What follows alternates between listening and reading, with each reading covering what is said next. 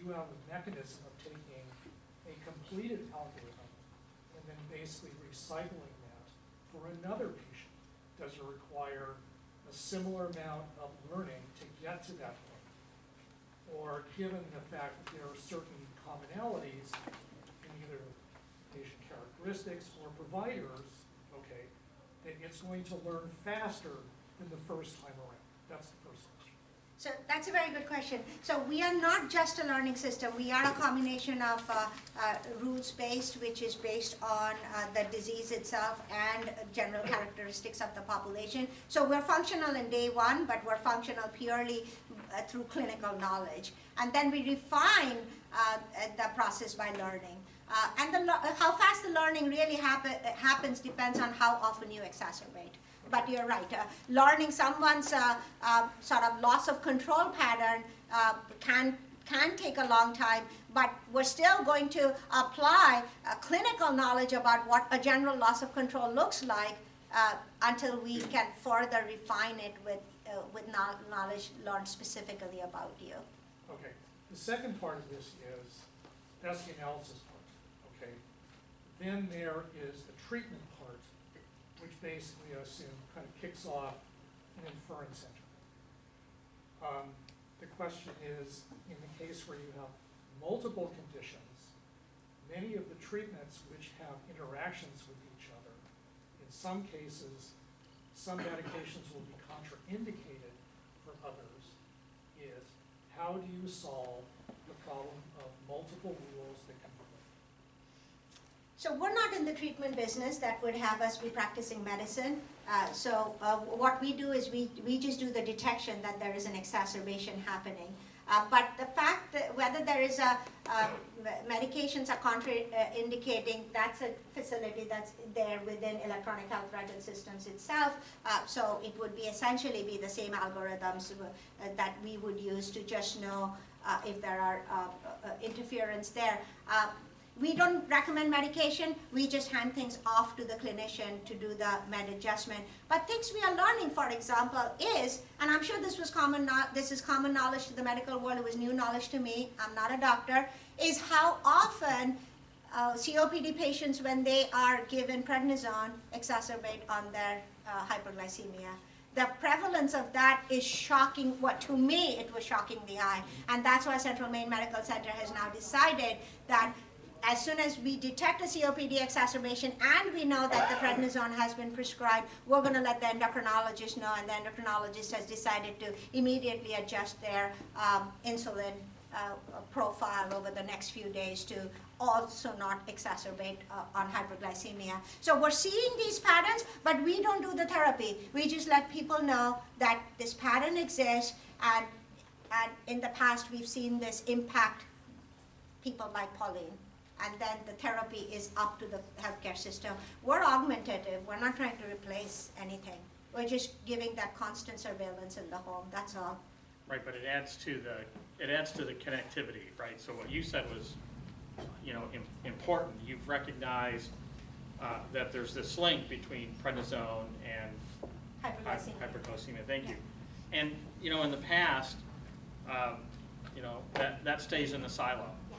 And the other doc never knows, and it's really about the great surveillance, and we can get a lot out of claims data, and what we're talking about here is really much more timely data that you can get the interventions quicker, but then also connecting it across the right providers, and the same with Beacon Health. Although we employ a lot of RNs, they're really just helping the providers who are going to deliver the care connect the dots.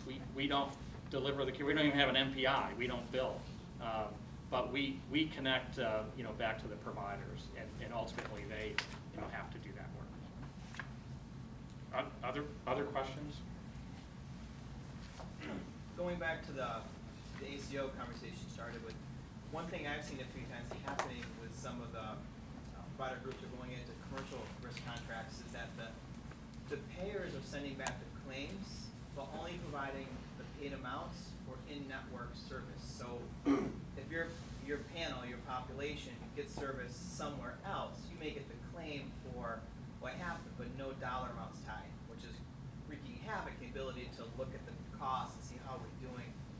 Have you experienced that, or advice for other provider groups that may be running across that and say, how can I go at risk if you're not going to tell me what the cost is? Yeah, that's a bit of a problem. So, and in our ACO in particular, it's actually very problematic. If our ACO just had the Eastern Maine healthcare system hospitals in it, we could get the paid and allowed claims and go at it 100%. But we actually have members who are not part of Eastern Maine healthcare systems, and so if we were to get their fully adjudicated claims data, in theory, if I had nothing better to do, I could figure out what their discount is. So I could figure out what Central Maine's discount is, and in theory, that would give me a leg up in negotiating with Anthem. And so we get very anxious about that because Anthem has a tendency to sue people. And so what we don't really want to have Anthem is to say, well, you used this claims data to get a leg up on our negotiations. You know what we're paying Central Maine, unfair, and by the way, the feds will be showing up to lock your doors shortly. So we do, in fact, in our claims warehouse, in our claims database, that was a really big slip. In our claims database, the commercial data has actually been, the pricing has been normalized so that we can't figure that out. We would love to have all the data, because you're exactly right. We may have leakage going out of network that's going to a provider that's killing us from a cost point of view, and we might not know it. But it's a problem we just haven't figured out how to deal with yet. So, you know, again, a lot of what ACOs are focused on are not so much price, but more about utilization and frequency. But sometimes price comes into play because there might be a much better episode of care that would be just as effective and less costly. That's a problem. Good question. Just to piggyback on that, if you ask the plan, a lot of times, the plan doesn't want to give it for just that reason, because they have contracts with the other providers that they can, because you can't easily derive what a contract price is. But what some plans will do, if asked, takes a little bit of persuasion, but they might give you an average rate for that particular service. Right. For those Yep. in that particular geographic area, which you can use as a proxy. And I just want to add that as a bean count, you have a fantastic sense of humor, so it's really fun to have the humor involved in this presentation today. Well, you know, when I'm walking down the hall counting my steps. Other questions? Got to be more. Well, I'll ask you one about self-management. Go ahead. You Yeah. touched on it. Yeah. To me, it's a critical element of what the future needs to go to. Yep. Have you got some more ideas about that, how we can really make this happen? Yeah, I think, you know, really interested in what they're doing at Central Maine. That's really good stuff. We've looked at, you know, we've had discussions with a couple vendors in this particular arena, and I really think it's just, you know, starting to emerge. And not all patients want to be involved in that. But it seems like, you know, I think I talked about we need to get more efficient at care management, and it looks like with sort of the right mixture of technologies, and ones that are, I want to use the word simple, and that's really not quite the right word. There are really straightforward triggers that if you're watching will tell you we need to do something. And they can be as simple as, you know, watching someone's weight, right? If they just get on the scale, you know, every day or every other day, and if you recognize, you know, a fairly quick increase in weight for a heart failure patient, you better be picking up the phone. That's not super sophisticated, right? That's not Skyping in every day and checking on them. That's simple, straightforward stuff. And the idea of reminders and those kind of things, I think that is going to be a pretty big emerging area that we'll see on that. I think, if you think about, Lifeline and those types of technologies, I think it'll extend those, right? They'll get continually more sophisticated while staying simple, right? Because, I take my mother, for example. It needs to be simple for her. She's not going to do those sophisticated things, but if she can get on the scale, if she can check pulse ox, if she can respond to simple cues over the phone and things like that, I think that's an area we're going to see grow. Because having nurse care managers calling people up every day is too costly. It's not going to work. Yeah. So you think we're gonna be saved by technology there? It's going to play a big role, but my caution is it has to be straightforward and simple and usable. It can't be, when people talk about telemedicine, we immediately think about, using phones and Skype and Facebook on stuff. It needs, Mainers don't want you in their living room while they're sitting in their jammies, right, on Skype. But if it's responding to a simple text message, are you feeling good today? One, yeah, I am. They'll do that. So it's got to be simple. There's maybe a better word. Maybe you have some thoughts on that. No, I think simple is key, and that's the success we're having on the self-management side. It's extremely simple, it's extremely intuitive, and it's fun. We have games in there that we use to. The algorithms are sophisticated, but it's fun. We've got trivia games, we've got word scramble games, and these people have time in their hands. They play it all the time, and we use it to actually assess cognition.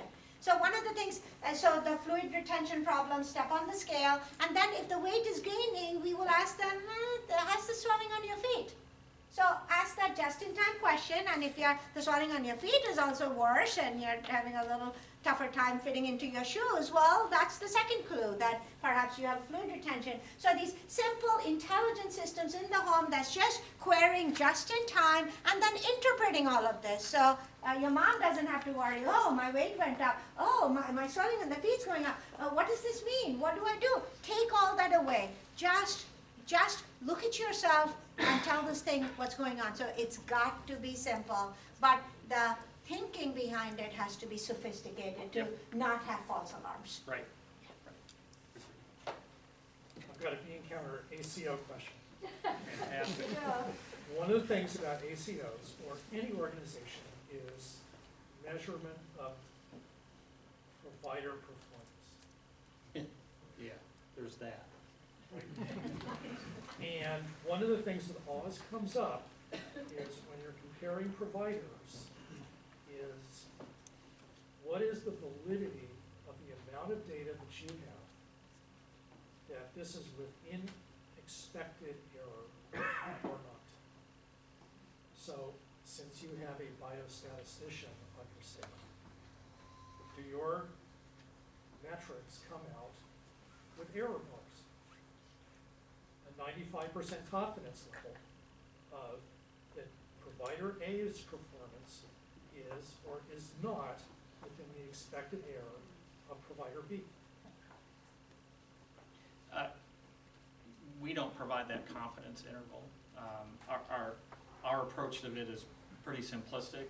If there is not enough members, and kind of our rule of thumb is if there's under 50 members, we're not going to get too excited about the results. Even if it's under 100 members, we're suspect on the results.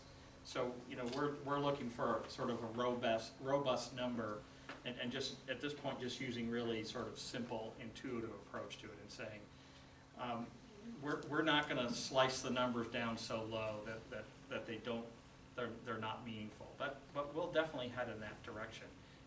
Somebody asked me earlier if we'd had a method of distributed savings, and the answer is no, we don't, because we really haven't had any savings to distribute. So when we get to that point, I think we'll get a little bit more sophisticated around that, because exactly those questions will come up. A doc will say, I'm better than that guy, but he I didn't get a bonus, and we'll have to address those data issues. The other problem we'll solve that is, you know, we're in this two canoe business, right, where we have, you know, some value base and a lot of fee for service. You know, eventually we'll get to the tipping point where there will be enough value-based data that the results will be meaningful essentially across to everybody. Not quite there yet. But, you know, we are starting to think about combining data across multiple payer contracts. We're just starting to get to that point of saying, you know, let's take and combine these 5 contracts of data together, and that'll increasingly provide us more data to make sure that those outcomes are valid. I think we're at time here. I don't know if the two of you Yeah, are no. sticking around a little bit, so if people have some deep dive questions, they can catch you at the break. Sure. And kind of get into this a little bit further, but thank you very, very much. All right.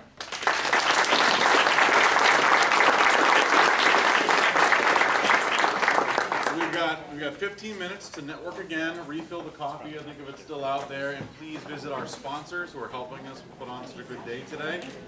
Fill your evals and come back for our CIO panel.